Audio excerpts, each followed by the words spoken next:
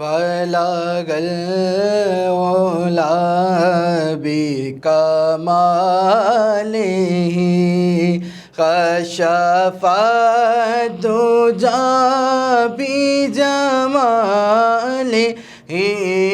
حسن جمیع خصالہ صلوا علیہ وآلہ صلوا علیہ وآلہ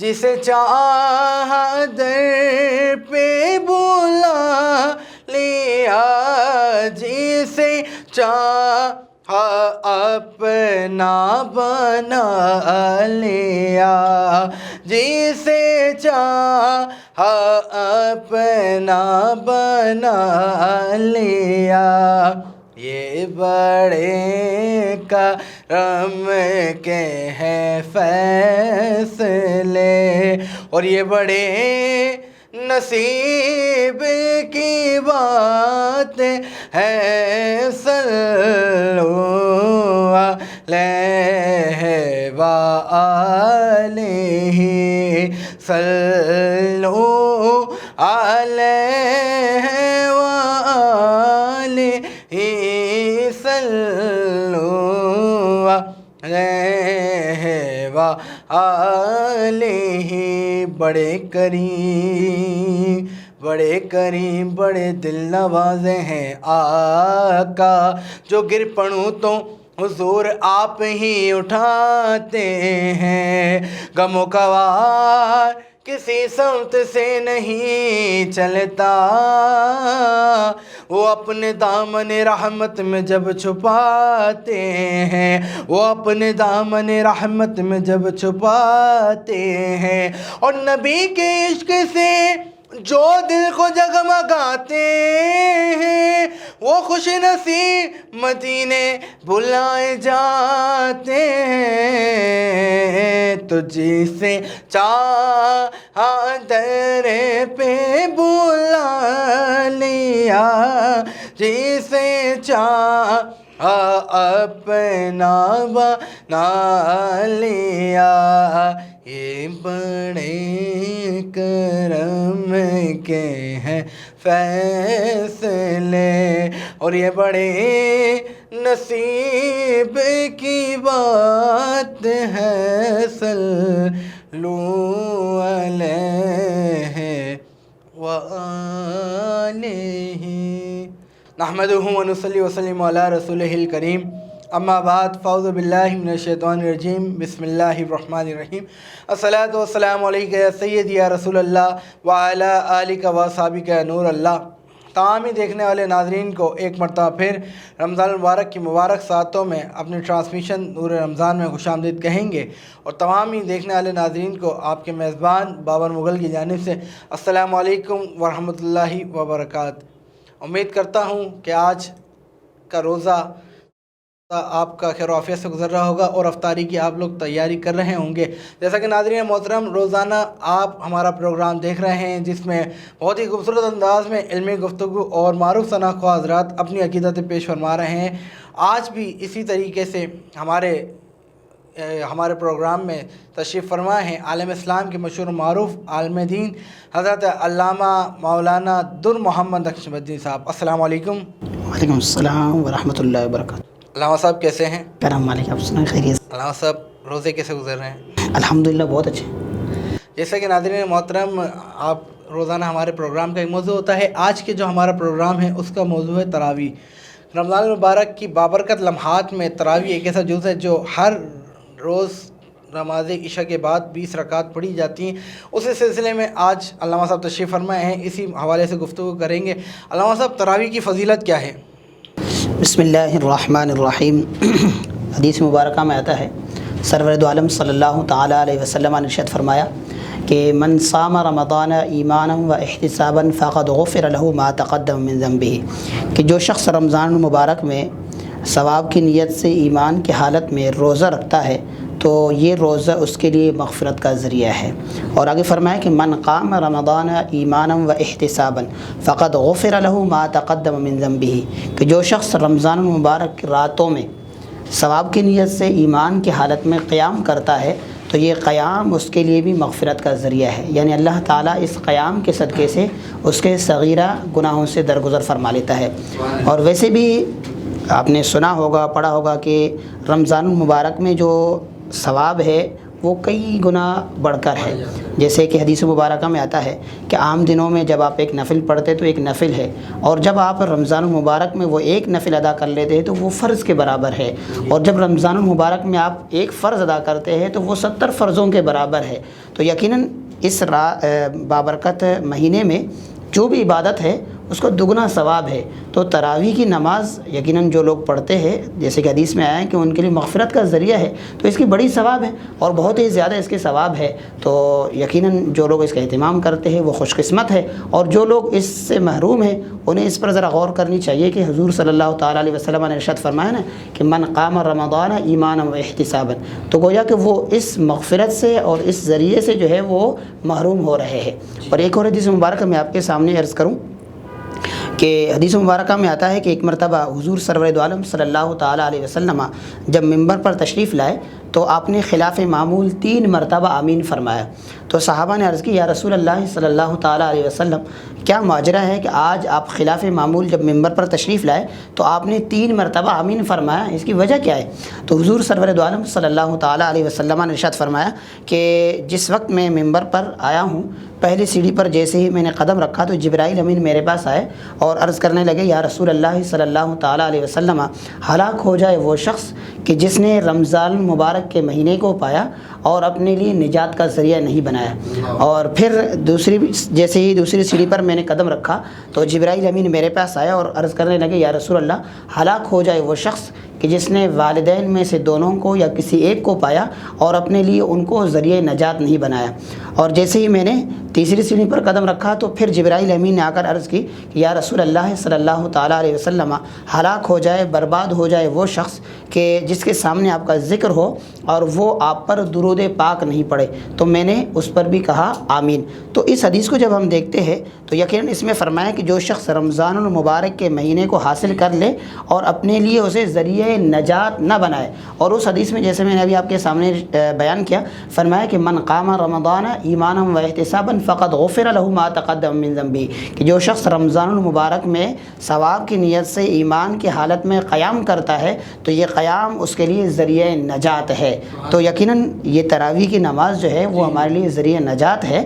تو ہمیں کوشش کرنی چاہیے کہ تراویح میں زیادہ سے زیادہ ہم ذوق و شوق کے ساتھ، صرف یہ 20 رکعت پورے کرنے کے لیے نہیں بلکہ ایک ذوق کے ساتھ، ایک شوق کے ساتھ ہم اس میں داخل ہو جائے تاکہ اس کے ذریعے سے اللہ تعالیٰ ہم سب کی مغفرت فرما دے۔ تراویح جو ہے یہ فرض ہے، سنت ہے، واجب ہے؟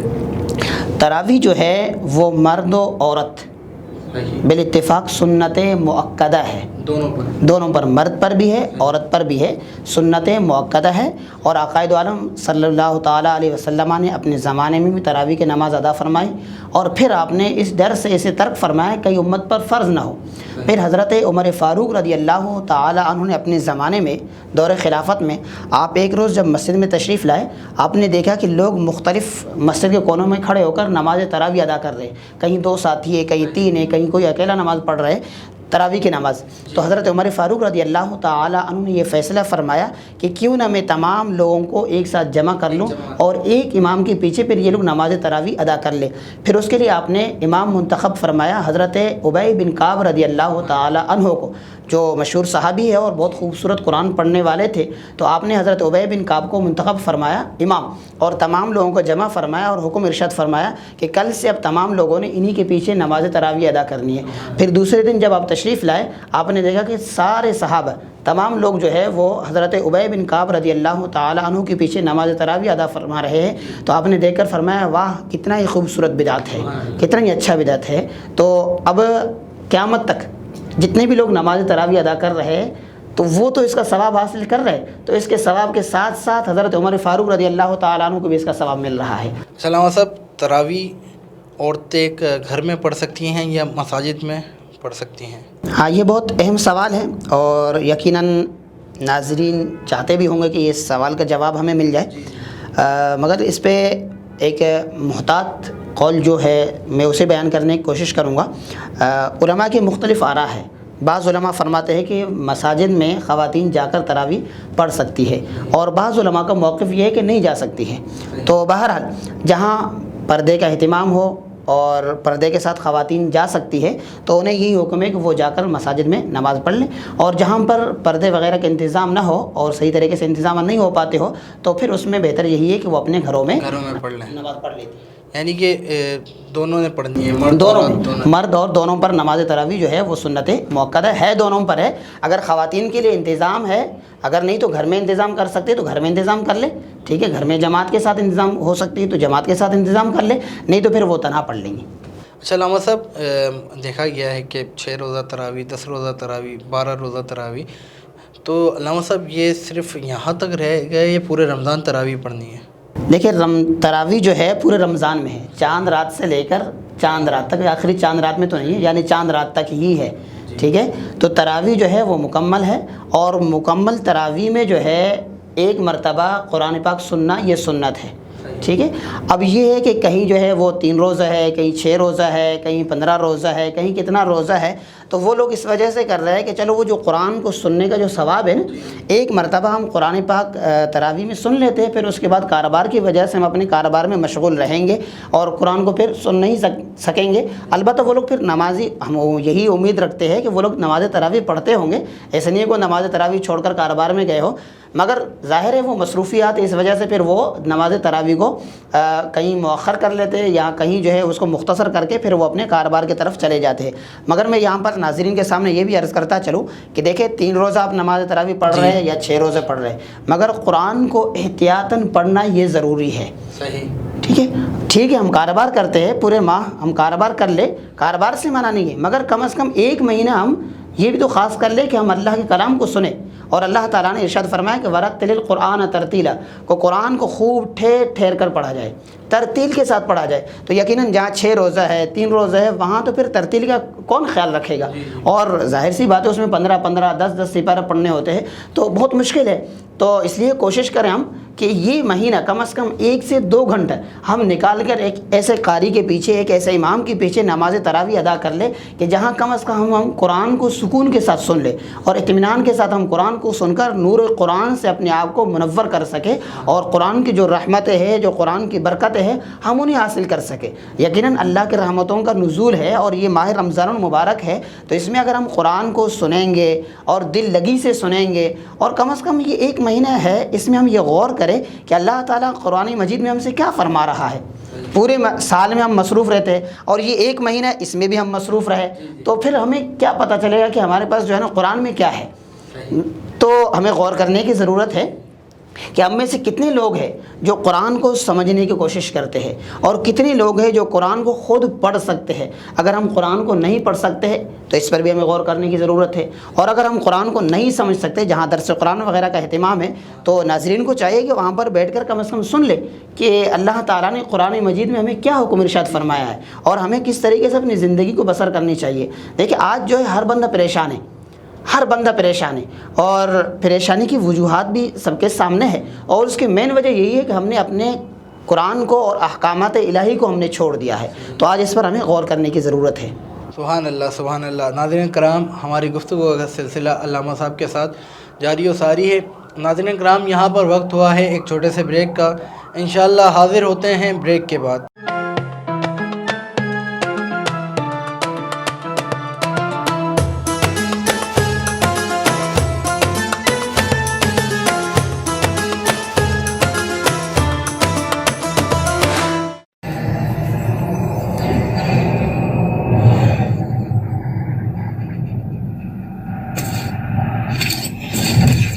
Kaba Fusion is a pharmacist-owned, patient-focused team of professionals with over 30 years' experience providing intravenous medication to pediatric and adult patients in the comfort and safety of their own home. Founded by Dr. Sohail Masood, a pioneer in the home infusion industry and recipient of Ernst & Young's Entrepreneur of the Year Award, Kaba Fusion has 28 state-of-the-art compounding pharmacies across the country with service capabilities nationwide. Specializing in IVIG, SCIG, and acute therapies, our highly skilled infusion nurses are present throughout your treatment, and our clinicians are on call 24 hours a day. Please visit us at kabafusion.com for more information.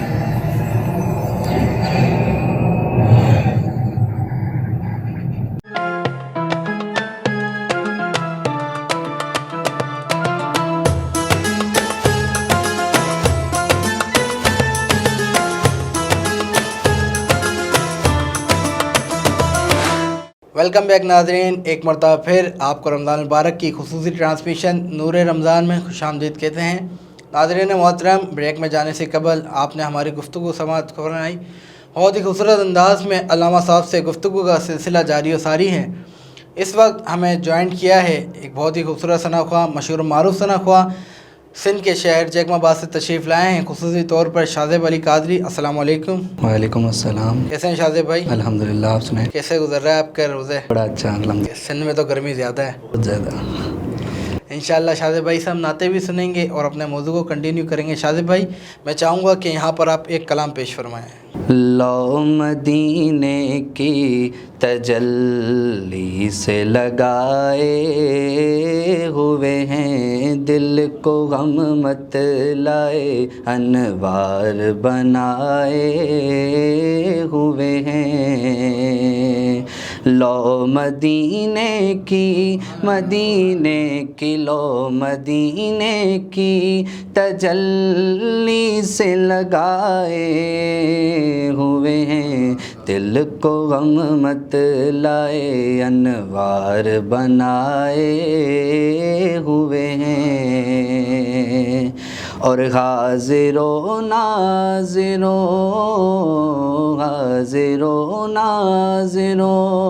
Neuro बशरो गैब को छोड़, शुक्र कर वो तेरे ऐबों को छुपाए हुए हैं, शुक्र कर वो तेरे ऐबों को छुपाए हुए हैं।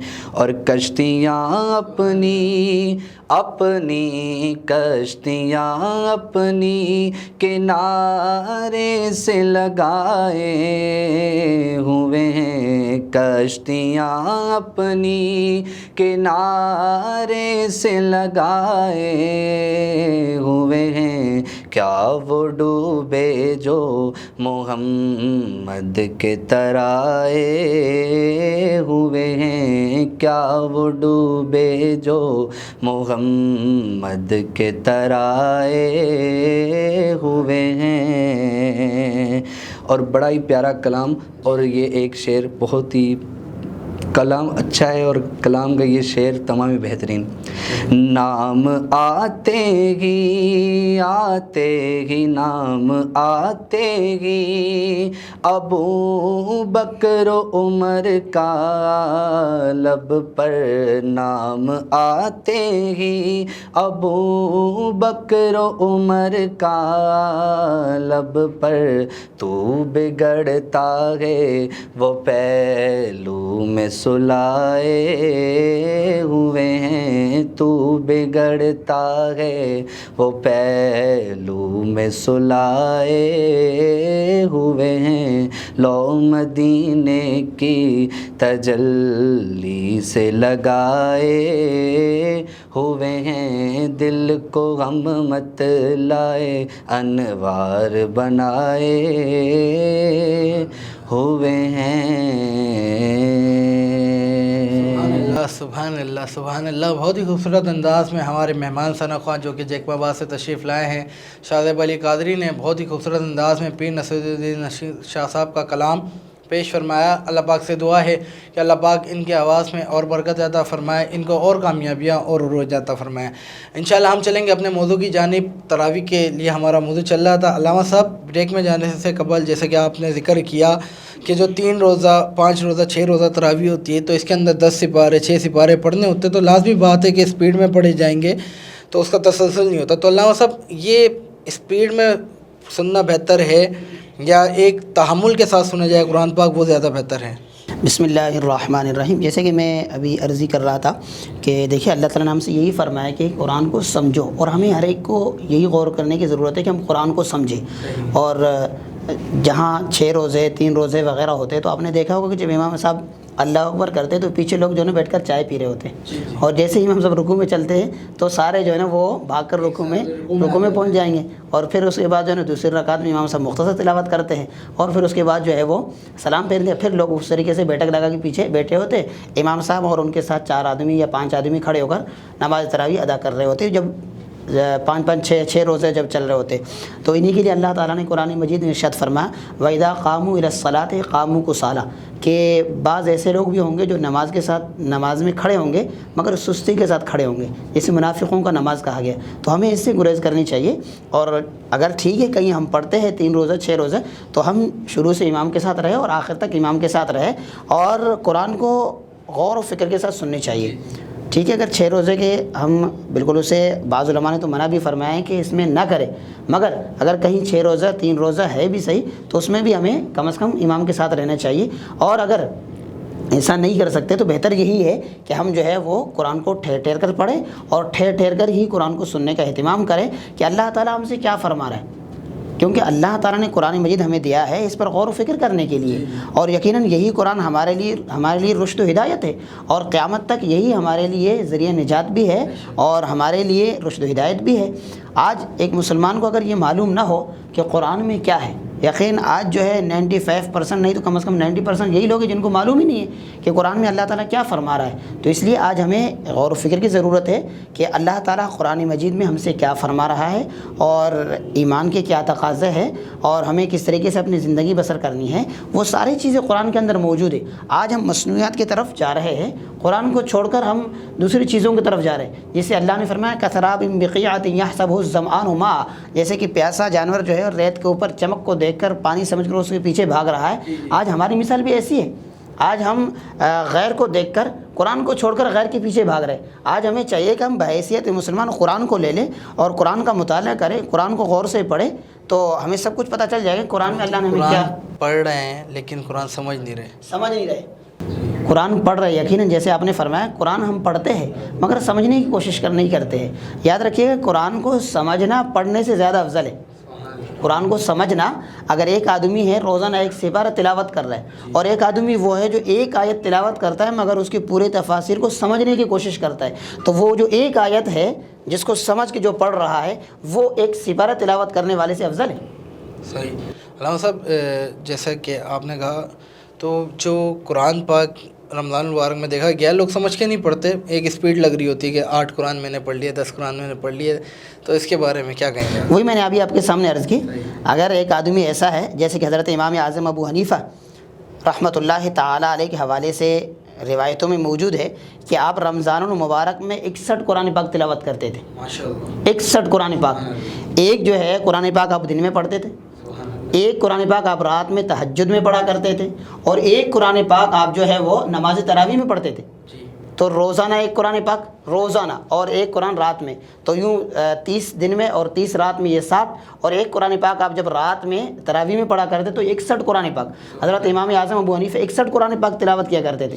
تو چلو سمجھنے کے بجائے جو لوگ قرآن پڑھ رہے 6 قرآن 7 قرآن, انہیں بھی ہم اس پر جو ہے داد تحسین پیش کرتے ہیں, کم سے کم قرآن پاک کی تلاوت کر رہے ہیں اور اس معمول کو جاری رکھیں. مگر ان کے لیے میں یہی عرض کروں گا, ان کے لیے یہی پیغام ہے کہ جہاں آپ قرآن کو زیادہ سے زیادہ تلاوت کر رہے ہیں تو وہیں پر آپ اسے سمجھنے کی بھی کوشش کر لیں. ہاں اگر وہ ایسے افراد ہیں جو واقعی قرآن کے سمجھنے والے ہیں اور قرآن کے حاملین میں سے ہے, علماء میں سے, اگر وہ اس انداز سے قرآن کو پڑھ رہے ہیں تو ہم ان کو خراج تحسین پیش کرتے ہیں. واقعی ان کا یہ بہت اچھا عمل ہے. اللہ تعالیٰ ہمیں بھی ان کے صدقے سے قرآن پاک تلاوت کرنے کی توفیق عطا فرمائے. تراویح جو ہے مسجد میں پڑھنا تو افضل ہے.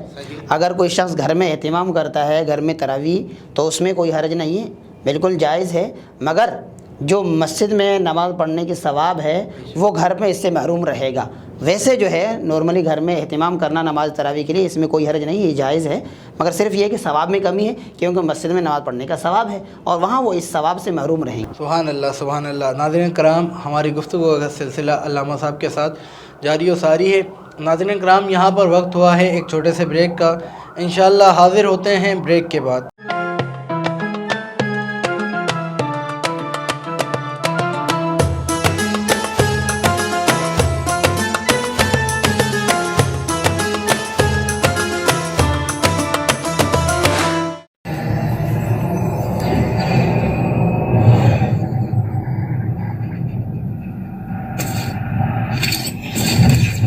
Kaba Fusion is a pharmacist-owned, patient-focused team of professionals with over 30 years' experience providing intravenous medication to pediatric and adult patients in the comfort and safety of their own home.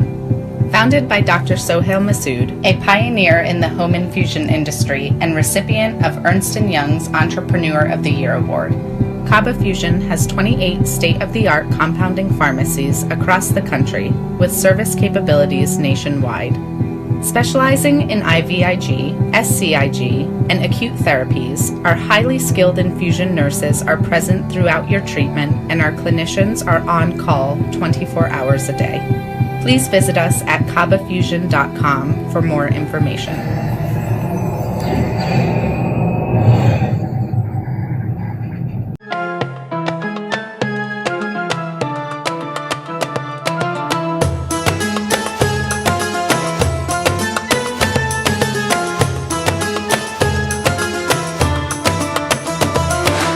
Welcome back ناظرین، ایک مرتبہ پھر آپ کو اپنی رمضان المبارک کی خصوصی نشریات نور رمضان میں خوش آمدید کہتے ہیں۔ ناظرین کرام، بریک میں جانے سے قبل ہماری گفتگو کا سلسلہ علامہ صاحب کے ساتھ جاری ساری تھا اور ہمارے ساتھ ایک اور مہمان جیکما آباد سے تشریف لائے ہوئے ہیں، شاذب علی قادری تشریف فرما ہیں، انشاءاللہ ان سے بھی گفتگو کرتے ہیں۔ شاذب بھائی کیسے ہیں؟ الحمدللہ، آپ سنیں خیریت سے؟ شاذب بھائی، آپ کب سے نعت پڑھ رہے ہیں؟ الحمدللہ تقریباً 8-9 سال کا تھا، تب سے شوق چڑھا اور الحمدللہ آج تک حضور کا کرم جاری ہے۔ اچھا، یہ شوق آپ کا ہوا کیسے؟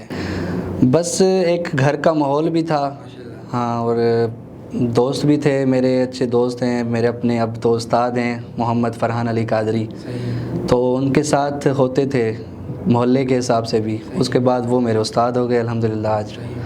تو شاذب بھائی، آپ نے کسی مقابلوں میں اسکول لائف کالج لائف میں پارٹیسپیٹ کیا؟ الحمدللہ سندھ لیول پہ بھی لڑا ہوں میں مقابلے والے حساب سے، اور ڈسٹرکٹ والے حساب سے بھی الحمدللہ سیکنڈ فرسٹ پوزیشن پہ مطلب آج تک آتا رہا ہوں۔ آج تک صرف آپ نے جیکما آباد کے اندر ہی پروگرام کیے ہیں؟ جیکما آباد سے نہیں، الحمدللہ پورے پاکستان میں مطلب اپنے استاد کے ساتھ بھی گیا ہوں اور خود بھی اپنی محفلیں کرتا رہتا ہوں الحمدللہ۔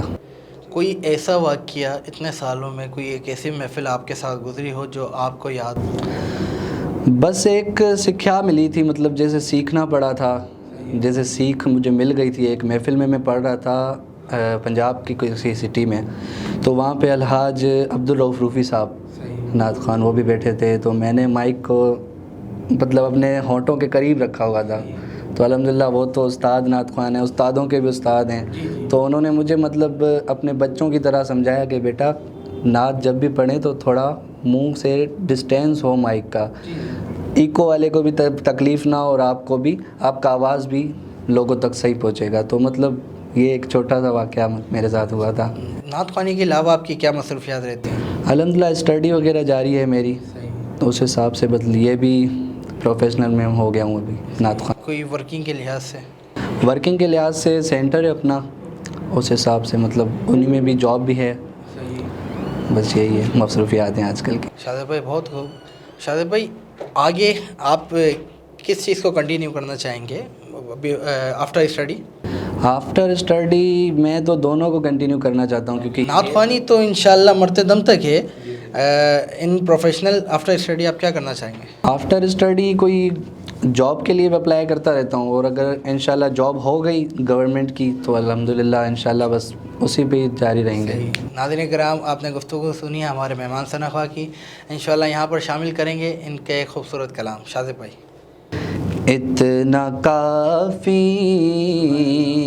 ہے زندگی کے لیے، اتنا کافی ہے زندگی کے لیے، رکھ لے آقا جو نوکری کے لیے، اتنا کافی ہے زندگی کے لیے۔ آ گئے قبر میں بچھڑوانے، آ گئے قبر میں بچھڑوانے، بس درد کتنا ہے امتی کے لیے، اتنا کافی ہے زندگی کے لیے۔ لمبے سجدے کیے نبی نے کہا، لمبے سجدے کیے نبی نے کہا، اے نواسے تیری خوشی کے لیے، اتنا کافی ہے زندگی کے لیے۔ اور دید مانگی ہے ان کی حاکم، دید مانگی ہے ان کی حاکم، میں نے بس وقت آخری کے لیے،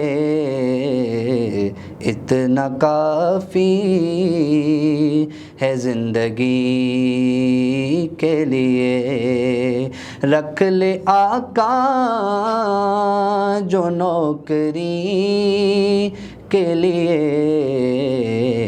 اتنا کافی ہے زندگی کے لیے۔ سبحان اللہ، سبحان اللہ، سبحان اللہ۔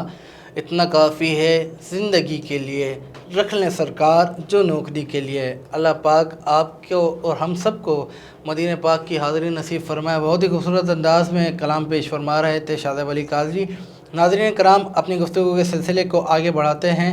علامہ صاحب، تراویح کے اندر قرآن پاک پڑھنا زیادہ افضل ہے یا خود سے پڑھنا زیادہ افضل ہے؟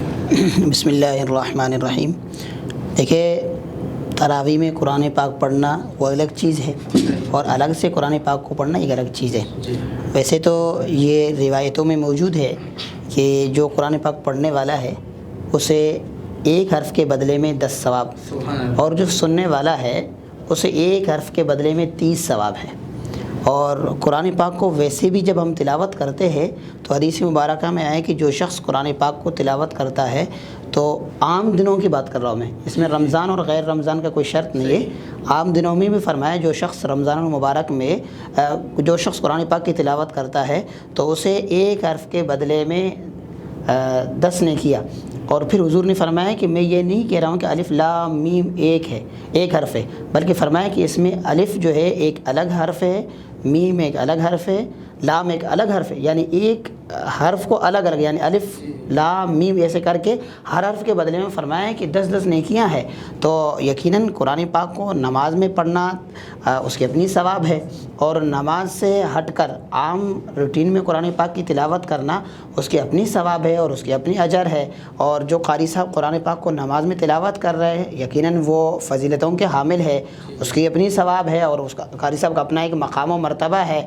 اور جو لوگ سننے کی سعادت حاصل کر رہے ہیں، سماعت کر رہے ہیں، غور کے ساتھ، غور و فکر کے ساتھ اور پورے اہتمام کے ساتھ، جیسے ابھی میں نے پیچھے عرض کیا تھا نا کہ پیچھے بیٹھ کر چائے چل رہی ہو اور پھر قاری صاحب پڑھ رہے ہو، اس سماعت کی بات نہیں چل رہی ہے۔ جیسے بھی قرآن کے لیے یہی فرمانا کہ وَإِذَا قُرِئَ الْقُرْآنُ فَاسْتَمِعُوا لَهُ وَأَنصِتُوا لَعَلَّكُمْ تُرْحَمُونَ۔ جب قرآن کی تلاوت کی جائے تو اسے تم غور سے سنو تاکہ تم پر رحمت اللہ تعالیٰ کی نازل ہو۔ لعلکم ترحمون، تاکہ اللہ تعالیٰ تم پر رحم فرمائے۔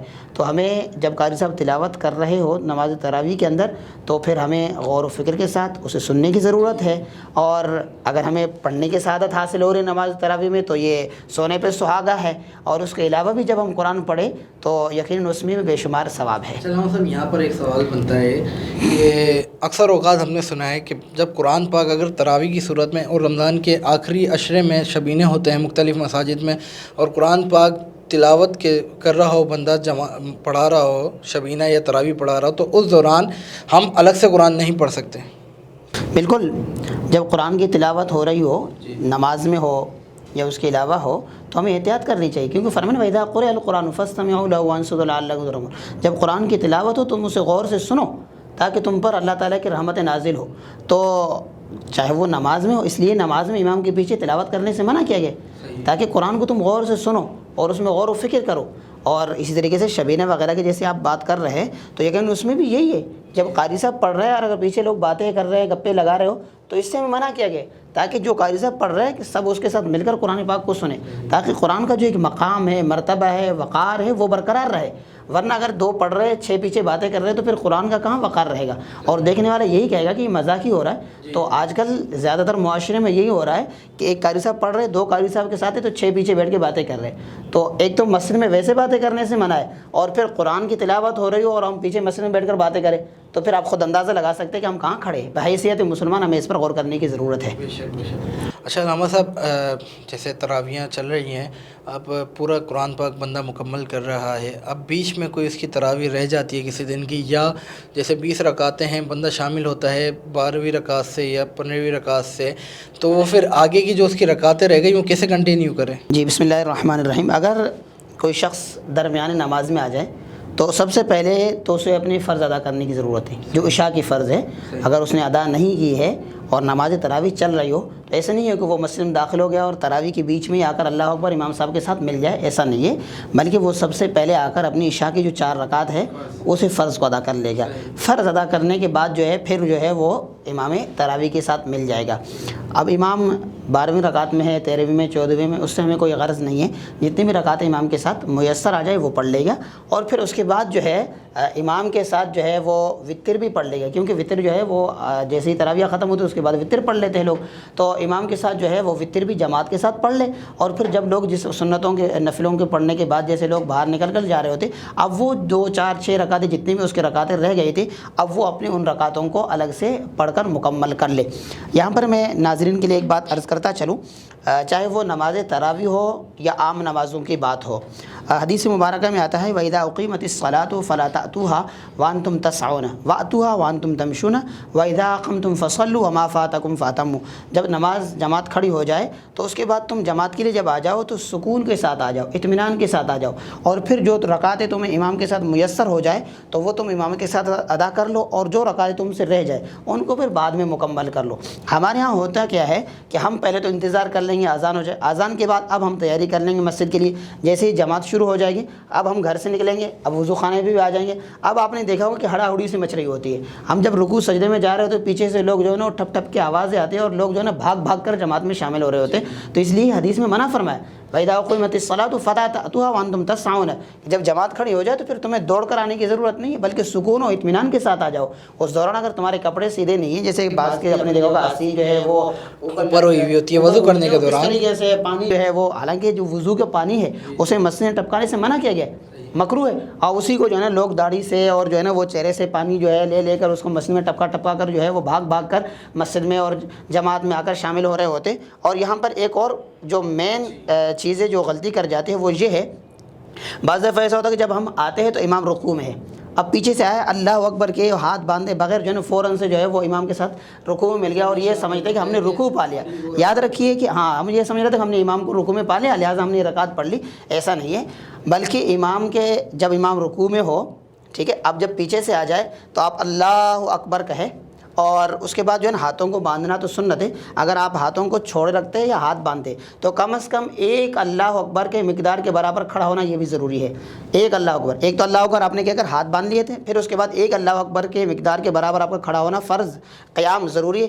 پھر اس کے بعد اللہ اکبر کہتے ہوئے آپ رکوع میں چلے جائیں گے. اب اگر آپ امام کو ایک اللہ اکبر کے مقدار کے برابر رکوع میں پا لیتے ہیں تو گویا آپ نے اس رکعت کو پا لیا. اگر اس سے پہلے امام کھڑے ہو جاتے ہیں تو گویا آپ کی یہ رکعت رہ گئی, تو پھر آپ اس رکعت کو بعد میں مکمل کر لیں گے. تو اس میں بھی لوگوں کو احتیاط کی ضرورت ہے, اور یہاں پر بھی لوگ اکثر غلطی کر جاتے ہیں. ہاں سر, آداب مسجد میں یہ بھی آتا ہے کہ اکثر اوقات دیکھا گیا ہے جمعے کی نماز میں یا کوئی نماز ہو تو لوگ کچھ ایسے ہوتے ہیں کہ پہلی صف میں پہنچنا ہے, اب وہ 10 صفیں لگی ہوئی ہیں, وہ ایک دوسرے کے اوپر سے چھلانگیں مار مار کے آگے پہنچنا ہے. ہاں بالکل, آپ نماز جمعہ کی بات کر رہے ہیں, چاہے وہ نماز جمعہ ہو, نماز تراویح ہو, نماز عید ہو, یا صلاۃ التہجد ہو, صلاۃ الاوابین ہو, کوئی بھی نماز ہو, تو اس میں حکم یہی ہے آپ پہلے آئیے, پہلے پائیے.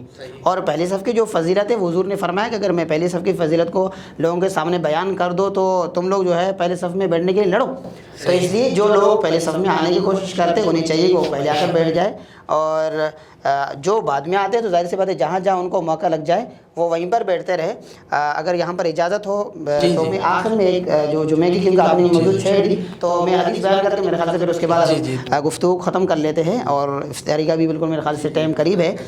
بس حضور نے فرمایا کہ جمعے والے دن فرشتے جو ہیں وہ دروازوں پر, مسجد کے دروازوں پر آ کر بیٹھتے ہیں.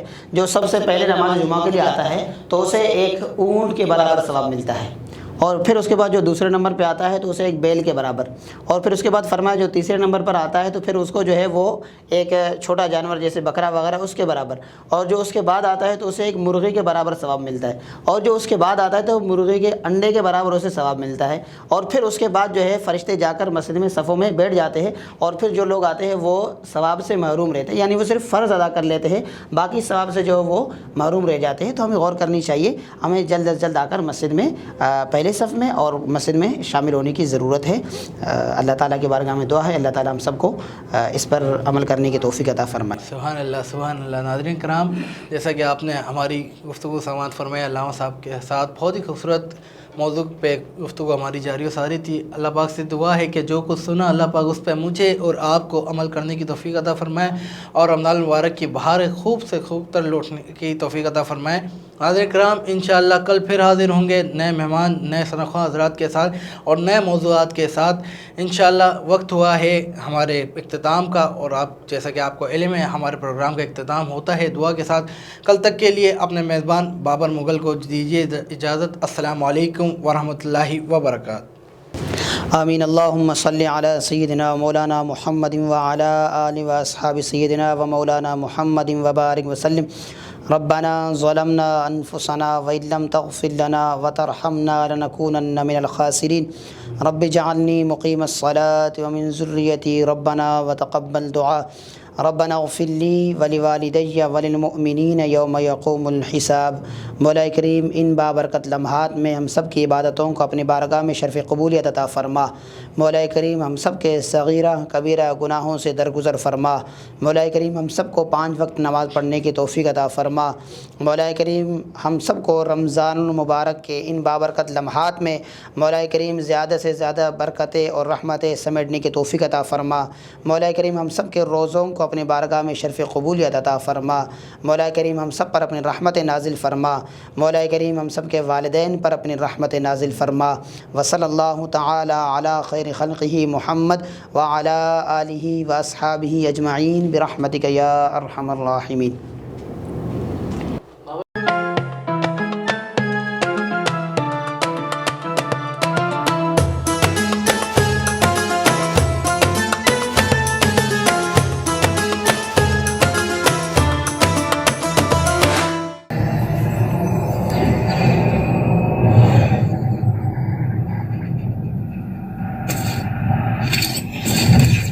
Kaba Fusion is a pharmacist-owned, patient-focused team of professionals with over 30 years' experience providing intravenous medication to pediatric and adult patients in the comfort and safety of their own home. Founded by Dr. Sohail Masood, a pioneer in the home infusion industry and recipient of Ernst & Young's Entrepreneur of the Year Award, Kaba Fusion has 28 state-of-the-art compounding pharmacies across the country with service capabilities nationwide. Specializing in IVIG, SCIG, and acute therapies, our highly skilled infusion nurses are present throughout your treatment and our clinicians are on call 24 hours a day. Please visit us at kabafusion.com for more information.